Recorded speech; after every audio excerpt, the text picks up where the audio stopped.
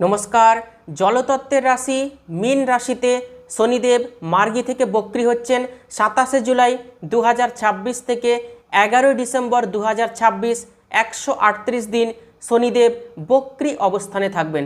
যাদের নামের প্রথম অক্ষর কে দিয়ে শুরু অথবা CH দিয়ে শুরু, যারা মিথুন রাশি, তাদের জন্য আগামী 138 দিন অত্যন্ত গুরুত্বপূর্ণ। দশমভাবে শনিদেব বক্রী হচ্ছেন। শনির বক্র দৃষ্টি থাকবে চতুর্থভাবে, সপ্তমভাবে এবং দ্বাদশভাবে।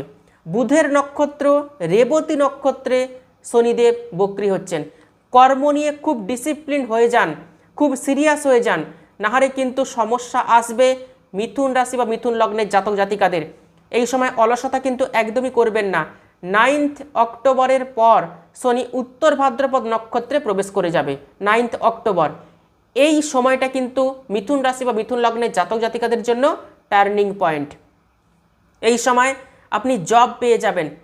যারা বেকার রয়েছেন, কর্ম খুঁজছেন, তারা কিন্তু জব পাবেন। বিদেশ যাত্রার যোগ তৈরি হচ্ছে। খরচ কিন্তু একটু বৃদ্ধি হবে, তবে ভালো জায়গাতেই খরচ হবে। মায়ের শরীর স্বাস্থ্য খারাপ হতে পারে, অ্যাংজাইটি, টেনশন এবং ডিপ্রেশন আসবে আপনার মায়ের। যে কোনো বিষয় নিয়ে আপনার মায়ের সঙ্গে মতবিরোধ, মতপার্থক্য হওয়ার প্রবল সম্ভাবনা রয়েছে। প্রপার্টিতে এই সময় ডিল করতে পারেন, গাড়ি বাড়ি ফ্ল্যাট এগুলো আপনি কিনতে পারেন।